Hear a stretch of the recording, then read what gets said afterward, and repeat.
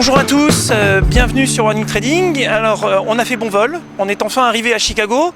Chicago où je me trouve au centre, au cœur, dans la Mecque des marchés futurs, et se trouve derrière moi un très bel immeuble que nous allons visiter tout à l'heure, et cet immeuble s'appelle le Chicago Board of Trade. Il y regroupe l'intégralité des professionnels de la finance, notamment des brokers, des interest brokers, des gérants de fonds, mais aussi des chambres de compensation, et le floor, la salle de marché que nous allons visiter tout à l'heure. Pour la petite anecdote, c'est un immeuble qui a été construit en 1930. La bourse a été créée en 1848, plus exactement. Et donc de 1930 à 1965, c'était l'immeuble le plus grand de Chicago. C'est un immeuble d'une hauteur de 180 mètres de haut et plus de 40 étages, 44 exactement. Au-dessus de cet immeuble, on y trouve une statue. Cette statue s'appelle la statue Cérès et c'est la déesse grecque de l'agriculture, la déesse du blé. Alors pourquoi la déesse du blé est au-dessus de cet immeuble? Tout simplement parce que les marchés futurs étaient un marché où on s'échangeait tout ce qui tournait autour des commodities, donc à savoir la viande, le blé, le maïs, tout ce qui tourne autour de l'agriculture. Voilà, donc c'est parti pour la visite, suivez-moi.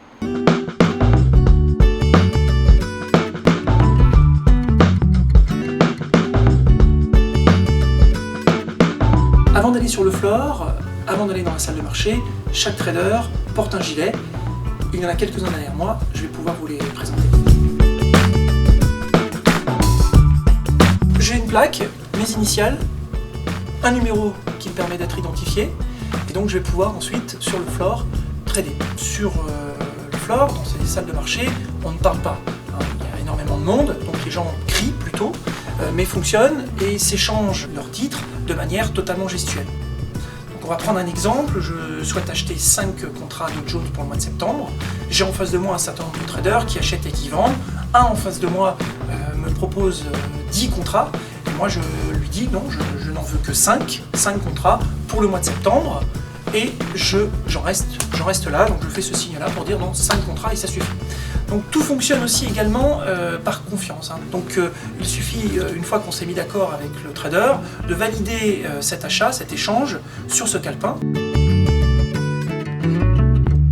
Je note le numéro du trader, je note la date, je note le nombre de contrats, l'instrument pour lequel j'ai et bien évidemment le prix dans lequel j'ai accepté la transaction. Une fois que ce document est rempli, je le soumets, je le donne au clerk. Clerk, c'est ni plus ni moins qu'un secrétaire, qui lui va ensuite valider de manière numérique dans une chambre de compensation cet achat.